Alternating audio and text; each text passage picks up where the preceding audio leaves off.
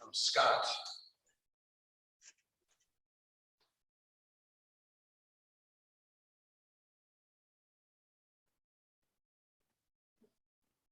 Hello, Scott. Welcome back. Thank you.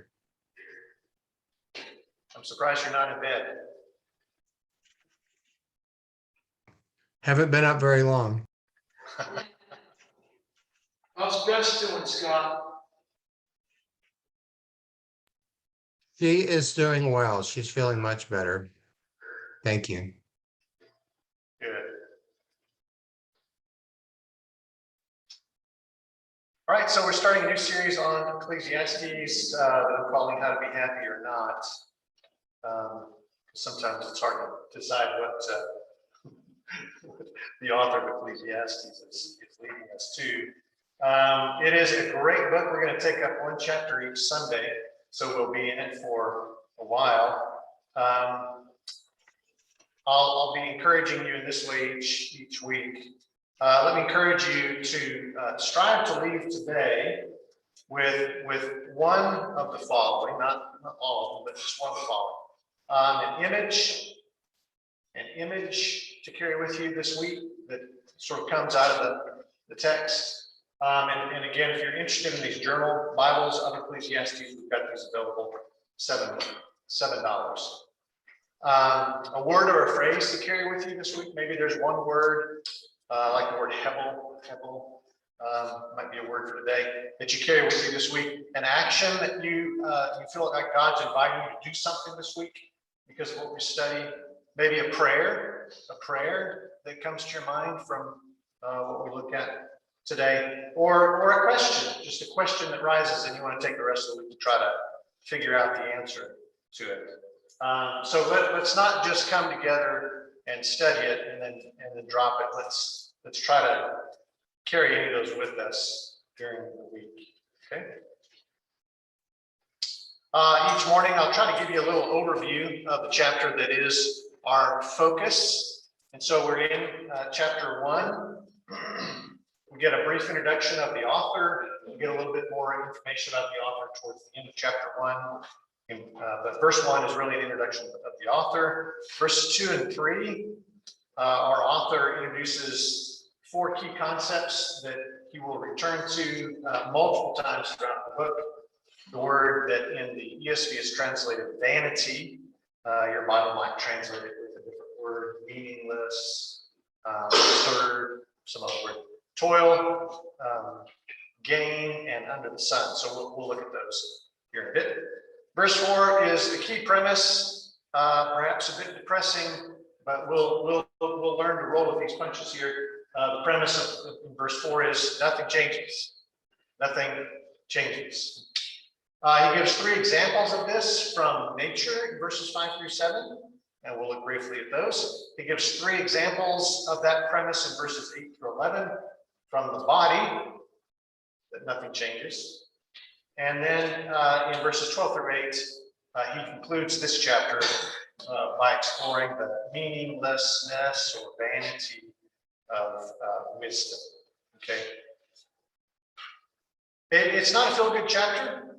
There's a lot in Ecclesiastes that won't necessarily feel good, but it's an honest book, and that's, I think, one of its great strengths. It is an honest book. It gives us a unvarnished view of life, and along the way provides some of the simple ways to find meaning and joy, purpose in life. Okay, so that's an overview. Good morning. We will kind of walk through this chapter and stop every now and then for some conversation around it. Okay, so chapter 1, verse 1, we have an introduction of the author.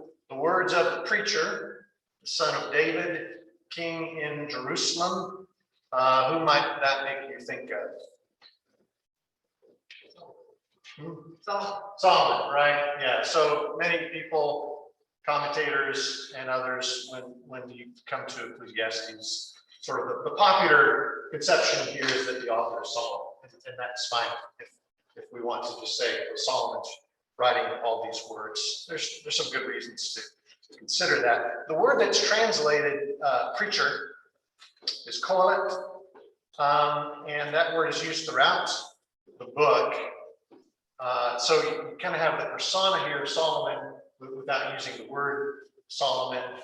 Commentators have different perspectives on this. Some people think the author is taking on sort of a fictional persona, which wouldn't be that unusual, or that it's a pseudonym being used for some unexplained reason, or a literary product that had an independent existence, that perhaps this word kohelet was used in other literature. But again, it is popularly attributed to Solomon.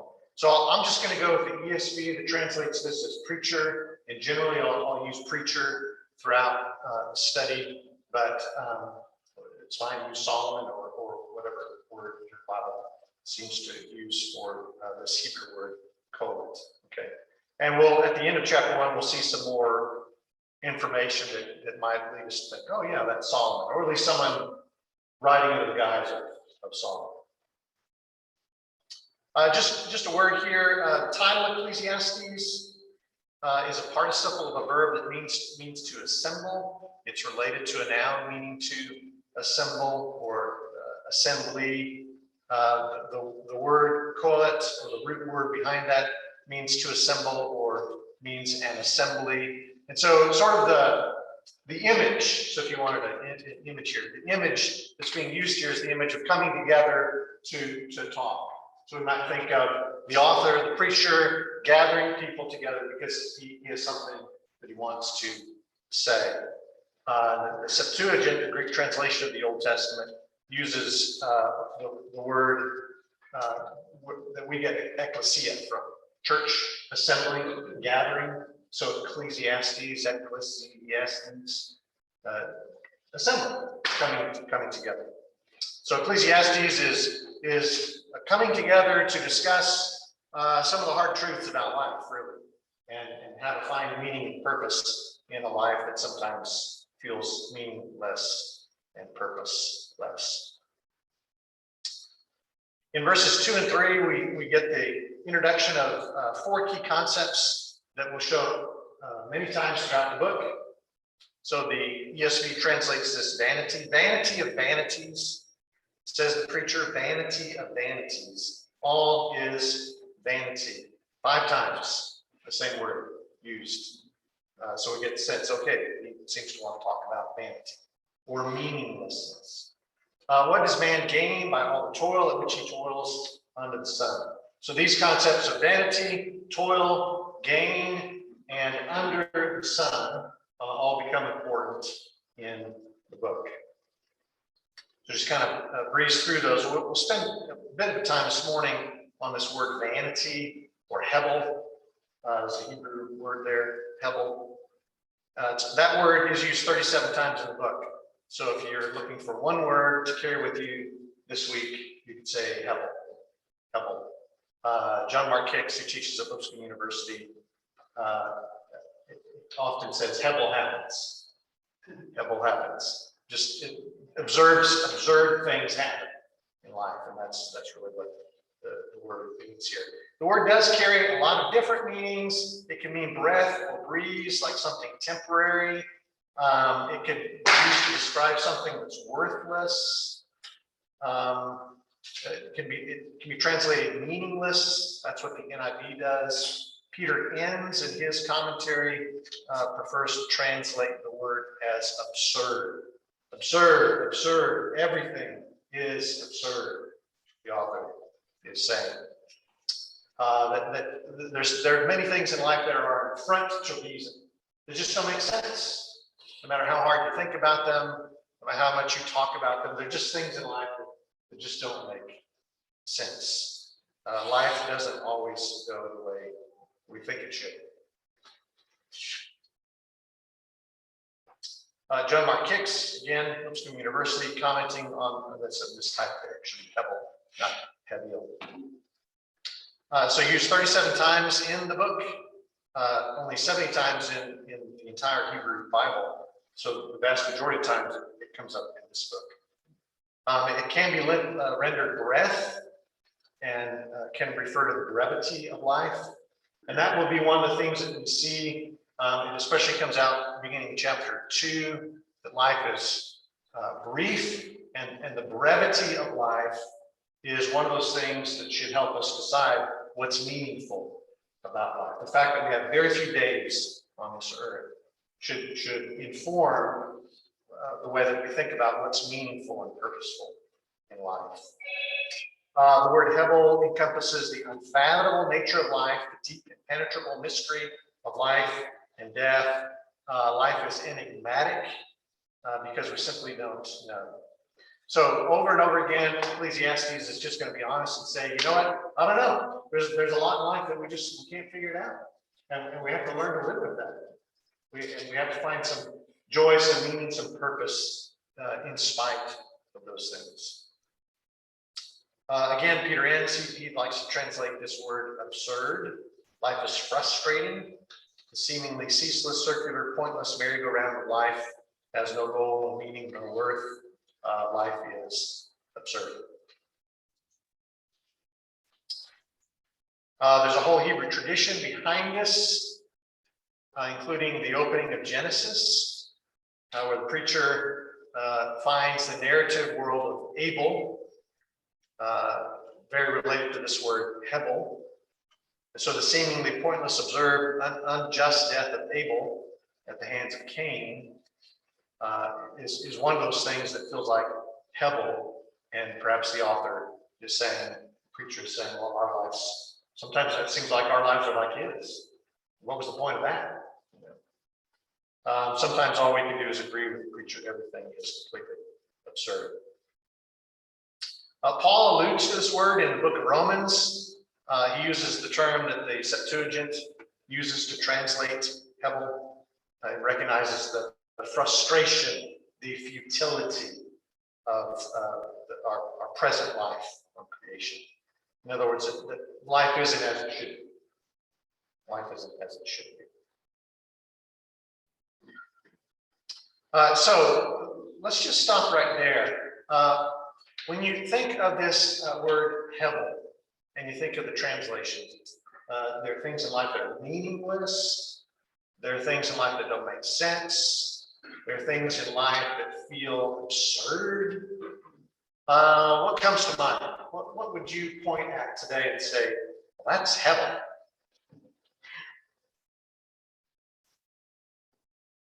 You mean like COVID? Okay, sure, right? Yeah, well, I mean, what is up with that? Right? Okay, what else? What is Hebel?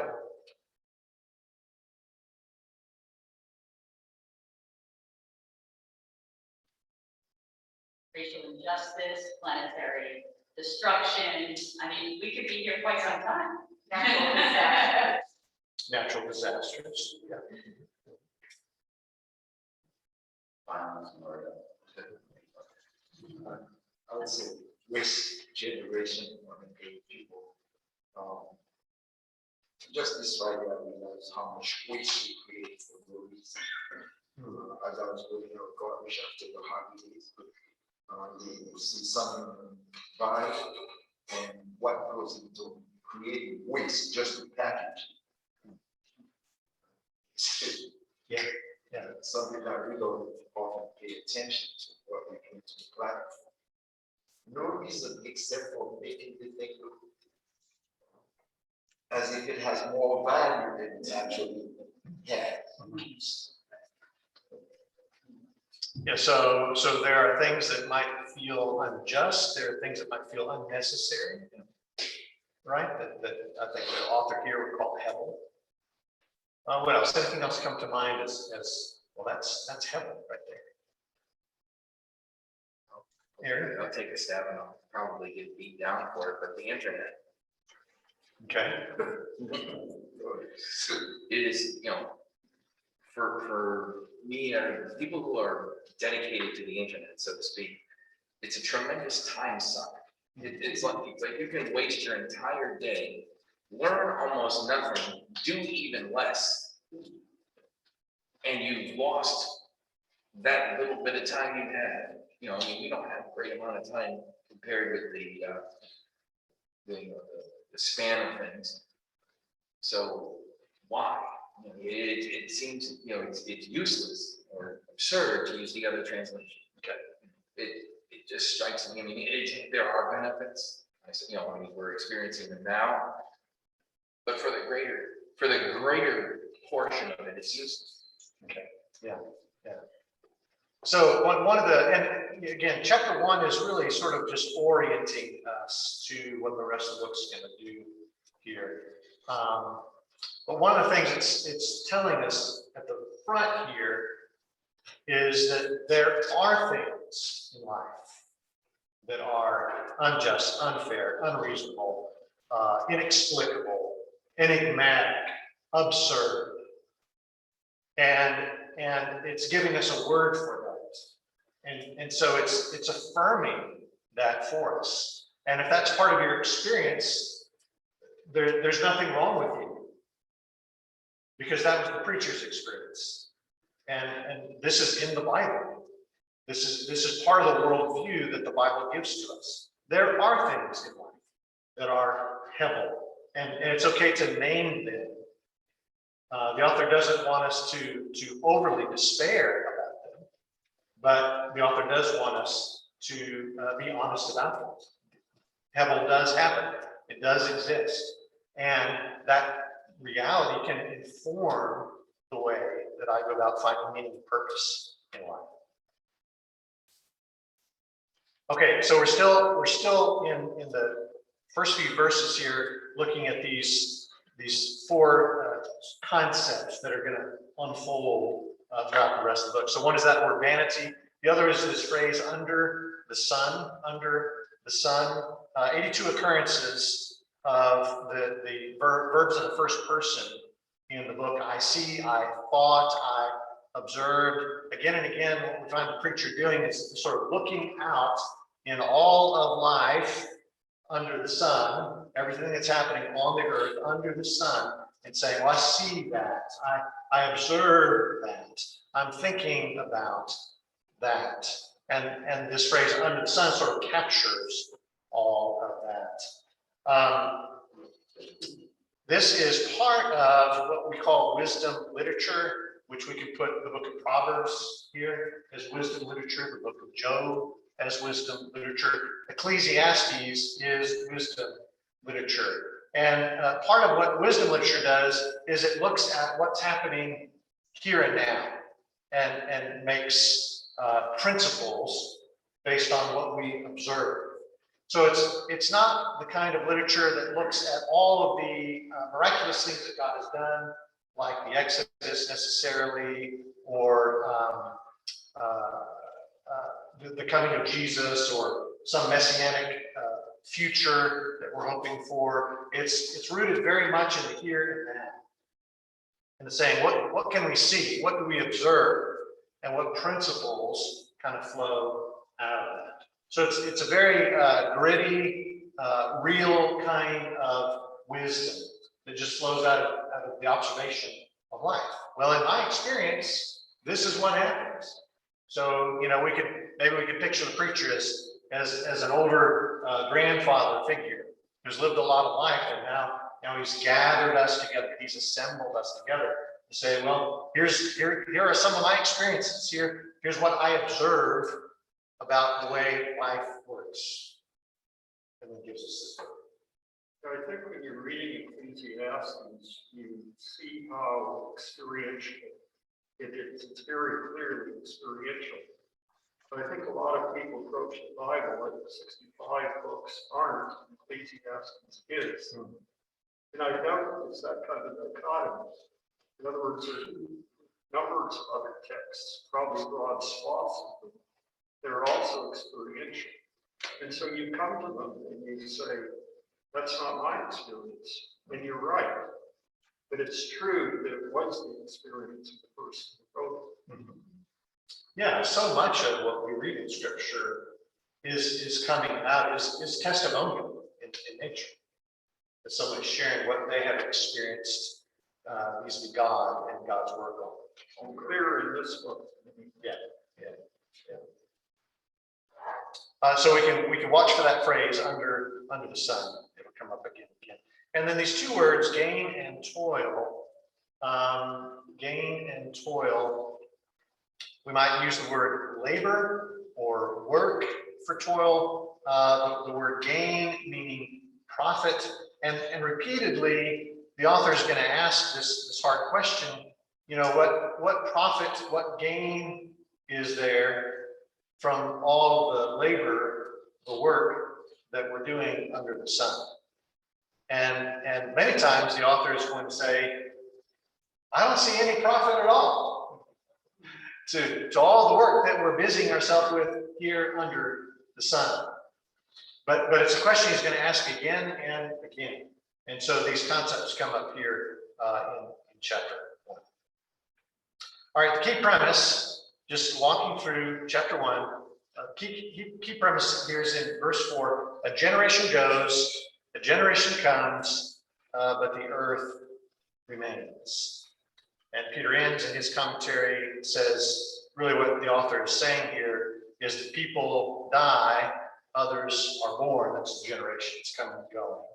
And this situation on earth remains, goes on forever and ever. There's just this ongoing cycle of birth and death, and birth and death. People are born and then they die. People are born and then they die. It's part of this unceasing cyclical nature of life. Nothing ever changes.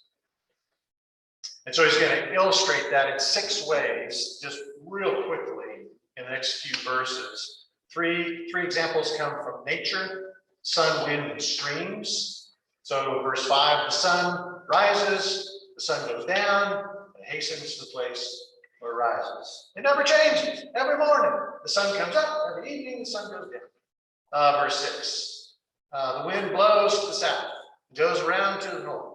Around and around goes the wind, and on its circuits, the wind returns.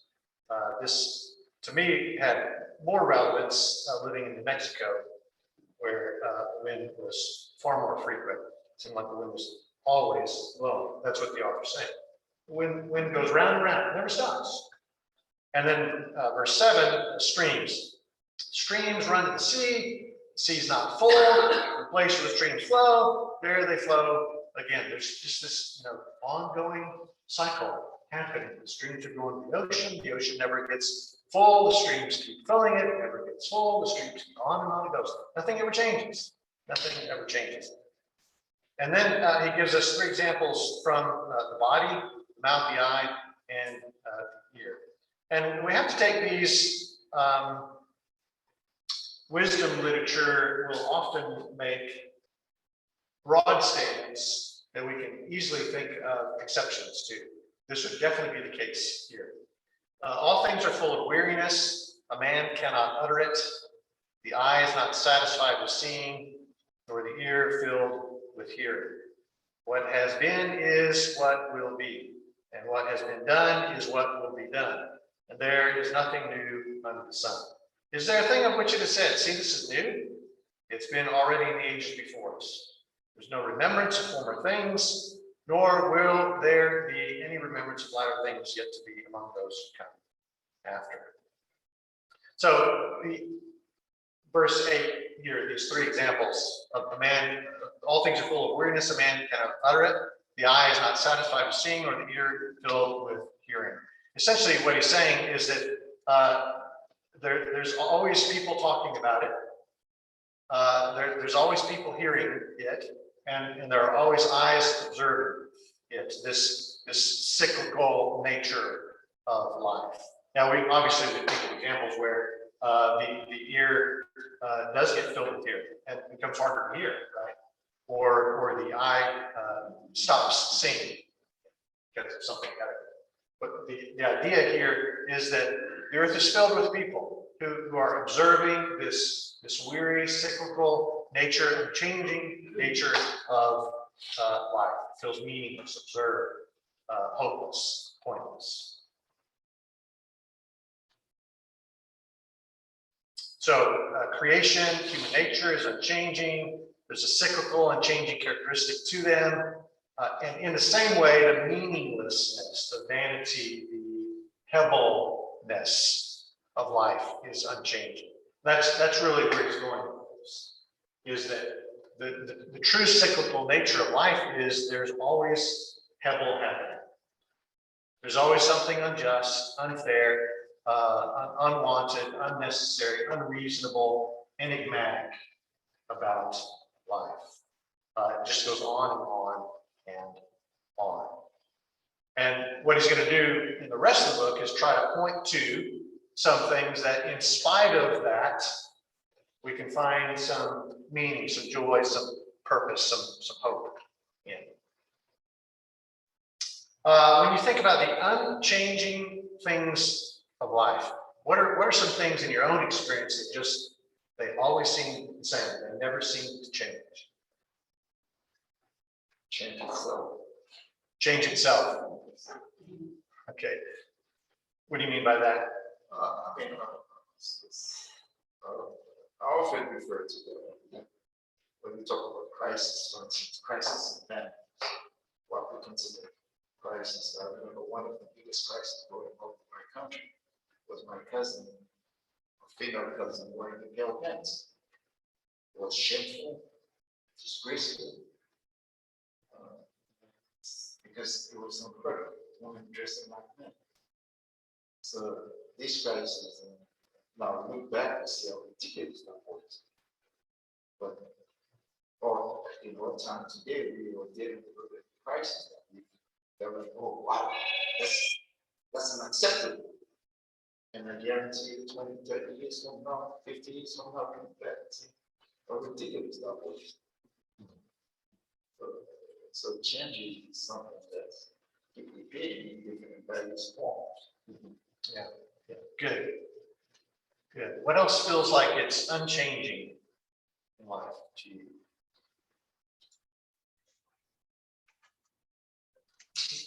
This is kind of mundane, but the idea that we always need sustenance.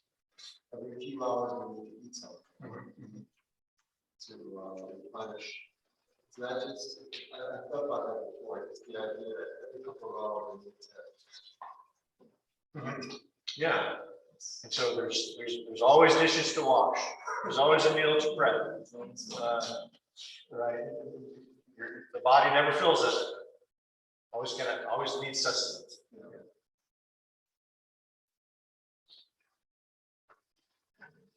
Here. Tribalism. Okay. We are tribal creatures. Yeah. We don't do well alone. But unfortunately, the concept of my tribe versus your tribe hasn't gone away in the 40,000 years of the existence of humanity. I mean, our tribes are getting bigger, but it's still, it's still there. Still us first. Yeah, it's always, us versus them, our tribe versus that tribe, because they do something we don't like. Yeah. Or they look some way we don't like, or they say things that we don't like. So we can't kind of associate with that tribe because they could damage us. Yeah. And that's what it is. Most of the us versus them is fear. I'm sure Dale would agree with me on that. Most of it is fear. Yeah. Because either fear of the unknown, or even worse, fear of the known. Yeah. So there are certain negative parts of human nature that seem like they never change. It's the lizard brain, the primitive brain way back here, that says we have to protect our own tribe. Let me go to the good. That's good. Let me go to the final section of parts of the final section here of chapter 1. The vanity of wisdom. So I, the preacher, have been king over Israel in Jerusalem. So we get another little nugget there in terms of who is this author. I, the preacher, have been king over Israel in Jerusalem. And I applied my heart to seek and to search out by wisdom all that is done under heaven. It is an unhappy business that God has given to the children of man to be busy with. I've seen everything that is done under the sun, There's that phrase. And behold, all is heaven and striving after wind.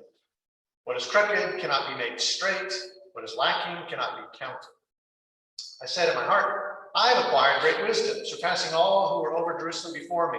And my heart has had great experience of wisdom and knowledge. And I applied my heart to know wisdom and to know madness and folly. I perceived that this also is but striving after wind. For in much wisdom is much vexation, and he who increases knowledge increases sorrow. Okay, so this section is almost like a second introduction, and it really does summarize a lot of what the book is saying here. He's summarizing his quest for meaning, which is going to flesh out through the rest of the book. He goes to lengths here to say that this is something he's been very earnest about, that he's given his heart to it. So this is something that's very serious to him. And it's required a great deal of effort on his part. And he searched everything under the sun, everything under heaven. And so there's something comprehensive about this. I think maybe just a little nugget to pull out of there is that he is saying that finding meaning in a world of Hebel takes work. It takes a lot of work. You got to work to find joy and meaning and purpose in a world that has Hebel in it. And so, maybe one invitation that's coming out of this book is what work do we need to do this week to find meaning, purpose, joy in spite of the Hebel around us.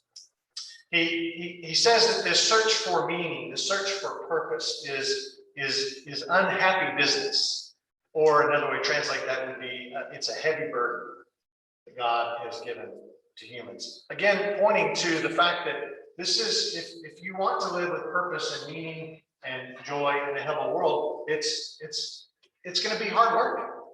It's going to be hard work. It's heavy business because according to verse 14, so much of life is Hebel, and that can't be changed. What's straight, what's crooked can't be straight. That's just his way of saying, it is what it is. It's always going to be that way.